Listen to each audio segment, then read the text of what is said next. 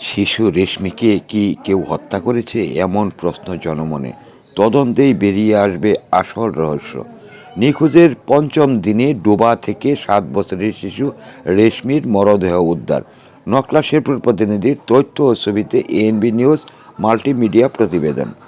শেরপুরের নকলা উপজেলায় নিখোঁজের 4 দিন পরে বাড়ির পাশের একটি ডোবা থেকে রেশমি নামে 7 বছর বয়সী এক শিশুর মরদেহ উদ্ধার করেছে নকলা থানা পুলিশ। শনিবার সকালে পৌরসভায় কায়দা গ্রামের বেগুনপট্টি এলাকায় এই ঘটনা ঘটে। নিহত রেশমি ওই এলাকার দরিদ্র ভ্যান চালক সাইফুল ইসলামের চতুর্থ মেয়ের মধ্যে তৃতীয় সন্তান। পরিবার সূত্রে জানা যায়, গত 16 ডিসেম্বর মঙ্গলবার দুপুরের দিকে রেশমি নিজ বাড়ি থেকে নিখোঁজ হয়।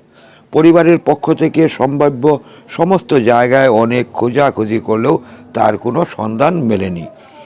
শনিবার সকালে ছোট একটি ডুবার পানিতে রেশমির মরদেহ ভাসতে দেখে স্থানীয়রা পুলিশে খবর দেয়। খবর পেয়ে নকলা থানার পুলিশ ঘটনাস্থল থেকে মরদেহটি উদ্ধার করেন।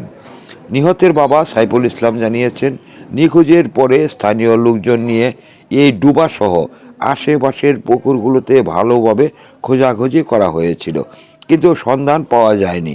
শনিবার সকালে ডুবার পানিতে সতেজ মরদেহ ভাসতে থাকা রহস্যজনক বলে মনে করছেন তিনি। এছাড়া মরদেহ সতেজ থাকায় স্থানীয়রা ধারণা করছেন শুক্রবার রাতে তাকে কোনো এক সময় হত্যা করে এখানে ফেলে রাখা হয়েছে।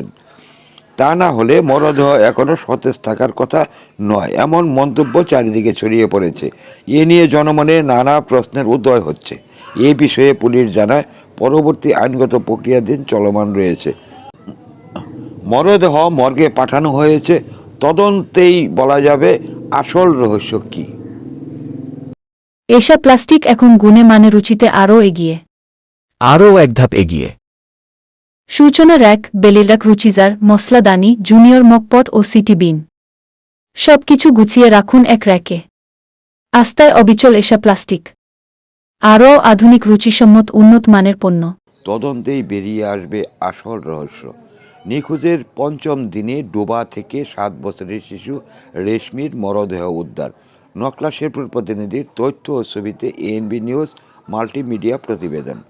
শেরপুরের নকলা উপজেলায় নিখোঁজের 4 দিন পরে বাড়ির পাশের একটি ডোবা থেকে রেশমি নামে 7 বছর বয়সী এক শিশুর মরদেহ উদ্ধার করেছে নকলা থানা পুলিশ। শনিবার সকালে পৌরসভায় কায়দা গ্রামের বেগুনপট্টি এলাকায় এই ঘটনা ঘটে। নিহত রেশমি ওই এলাকার দরিদ্র ভ্যান চালক সাইফুল ইসলামের চতুর্থ মেয়ের মধ্যে তৃতীয় সন্তান। পরিবার সূত্রে জানা যায়, গত 16 ডিসেম্বর মঙ্গলবার দুপুরের দিকে রেশমি নিজ বাড়ি থেকে নিখোঁজ হয়। পরিবারের পক্ষ থেকে সম্ভাব্য সমস্ত জায়গায় অনেক খোঁজাখুঁজি করলেও তার কোনো সন্ধান মেলেনি।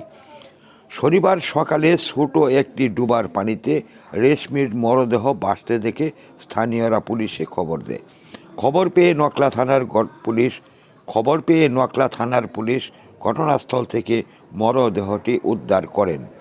নিহতের বাবা সাইফুল ইসলাম জানিয়েছেন, নিখোঁজের পরে স্থানীয় লোকজন নিয়ে এই ডুবাসহ আশেপাশের পুকুরগুলোতে ভালোভাবে খোঁজাখুঁজি করা হয়েছিল, কিন্তু সন্ধান পাওয়া যায়নি। শনিবার সকালে ডুবার পানিতে সতেজ মরদেহ ভাসতে থাকা রহস্যজনক বলে মনে করছেন তিনি। এছাড়া মরদেহ সতেজ থাকায় স্থানীয়রা ধারণা করছেন শুক্রবার রাতে তাকে কোনো এক সময় হত্যা করে এখানে ফেলে রাখা হয়েছে। তা না হলে মরদেহ এখনও সতেজ থাকার কথা নয়, এমন মন্তব্য চারিদিকে ছড়িয়ে পড়েছে। এ নিয়ে জনমনে নানা প্রশ্নের উদয় হচ্ছে। এ বিষয়ে পুলিশ জানায়, পরবর্তী আইনগত প্রক্রিয়াধীন চলমান রয়েছে। তবে মরদেহ